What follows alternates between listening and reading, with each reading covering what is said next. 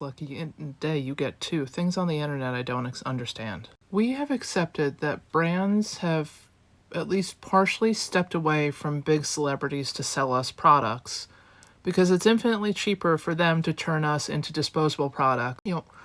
Cake Pop Lady, whoever makes one misstep, canceled. Whoever was sponsoring her loses what, $10? We have turned all content creators into possible brand representatives, and content creators will spend a solid year and a couple $1,000s to build up their follower count just so they can get to the point that they can go to brands and be like, okay, please, now can I sell for you? And whatever you do, set really high, exhausting standards where by the time I make any money, I'm making less than minimum wage. Please, please, please let me work for you. Now, yes, there are the occasional beauty influencers that get to the top of the pile and they're making the $1 million deals. Realistically, the average content creator makes $5,000 a year. Do the math on how much time is spent, even if it's just a 1-minute video. What was your average wage if you're making $5,000 a year before tax, and tax is like 25%? But we have now hit this weird phase where so many people are selling us so many things, and part of that is directly because we are all so financially desperate. Like, people have to. This is their third, fourth, and fifth side hustle. And look, I get it for the people who are selling those, like the Jackery, I think is the brand. I actually think I have a Jackery. They're selling those backup battery power generator things. When I had access to the TikTok shop, the commission on that stuff was like $100, $200. So there's now, it's this cooking machine, like the Proton, the Paleon, the something or other. You load up all the ingredients and then this machine cooks the food for you. This is the future? The robot figured out how to make you do all the grocery shopping and cut everything up, and then it just dumps things into a frying pan and takes the credit. By the way, this thing costs like $3,000, $4,000. Like if you broke that up, you could just get, like one of those catering programs to deliver frozen meals to your door for less, but okay. People are selling these machines, the AI robot revolution. And then they're also posting other videos where like, yeah, guys, I'm sorry, I'm selling you all this stuff. Like, we're now at the point that content creators are creating content where they sell us stuff, and then the next video is like, sorry guys, I know you want like thought content from me, but content creators who make money are the ones who don't have thoughts. I can't have any thoughts that might piss off the brands, so basically all you're going to see from me is branded content where I'm selling you stuff, but like, I'm sorry, don't cancel me, don't unfollow me. What? Okay, so now you're in my feed constantly selling me socks. Nothing but socks. Endless socks. It's not content I want to see, so I go to unfollow you, but I'm not supposed to because you posted an apology video and the internet is now accepting, like, well, I mean, I don't want to watch the content they're providing, nor do I have feet for socks. But they made a sorry video, so I can't unfollow them because they made a sorry video for trying to sell me a product that's absolutely unnecessary. At least like the solar backup thing, that shit works. That's what I loaned out to my friend. It worked. Like, you making $300 commission on a $2,000 machine, that makes sense. I feel like that's, what people would make if they were selling it to me in the store. Me being forced to continue to follow you because you're trying to emotionally manipulate me by being like, but I have to do this. Okay, but I have to protect my, sanity by not watching endless ads. Oh, well, I'm sorry I used the filter that made the product look better than it is, but, I did post that video that said sorry. So now you have to buy the mascara. I mean, celebrities don't apologize for selling us stuff. Jennifer Aniston's never going to say sorry for the money she's made on Smart Water.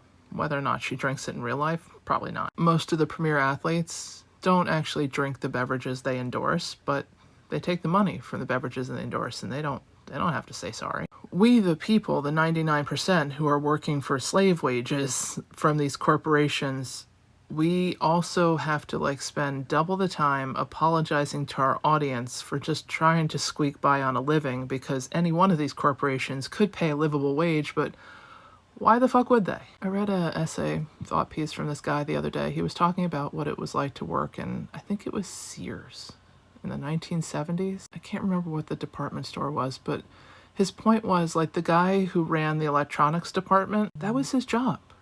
That was his only job. And then he coached the local softball team, had a house, had 3 kids who were on the softball team, and occasionally worked out with a company like, hey, softball practice starts at 3, and they would adjust his shifts. But like the man in the electronics department made enough money to have a house, a car, and like had the time available to coach a softball team. Like same with, the woman in the women's department, same with the chick in the floral department. It was a job.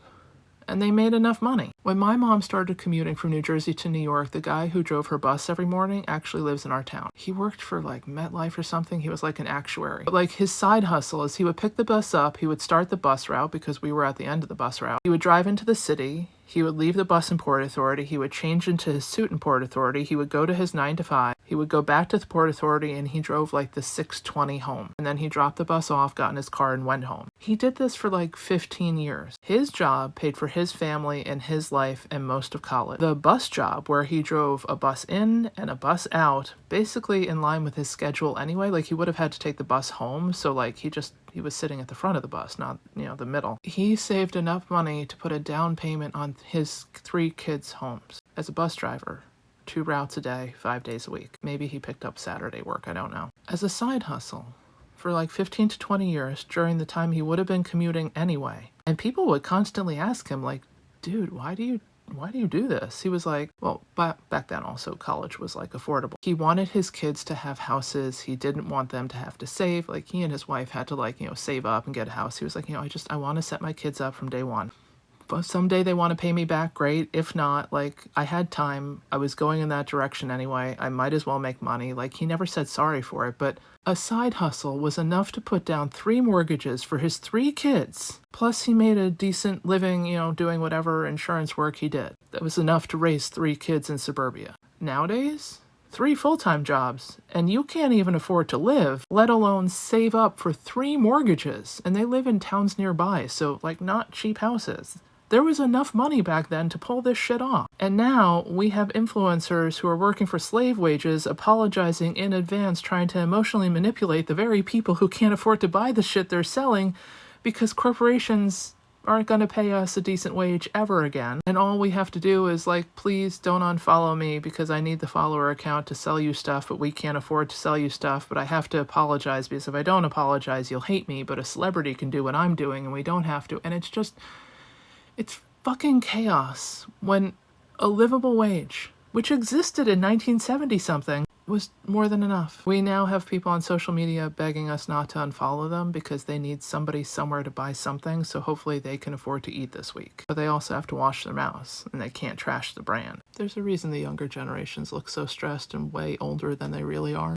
Like this is their existence. And in 1970-something, a guy working in electronics department at Sears, that was it. That was his 9 to 5, and he went home and he raised a family and all his bills were paid. America is the good place. This is the American dream. People are buying groceries at the Dollar Tree on their credit card because they don't have cash. We have people hustling for corporations at less than slave wages, just trying to make ends meet. As corporations have margin calls and quarterly calls about like record earnings. And the truth is, most people don't even want like a millionaire's lifestyle. They would just like a job where they could pay all their bills and maybe have a little bit extra. They would just like 8 hours sleep, more than all the other stuff, just like 8 hours for work and 8 hours of sleep and 8 hours of just sitting on my couch, scratch my ass. And that is too far out of our American dream reach right now.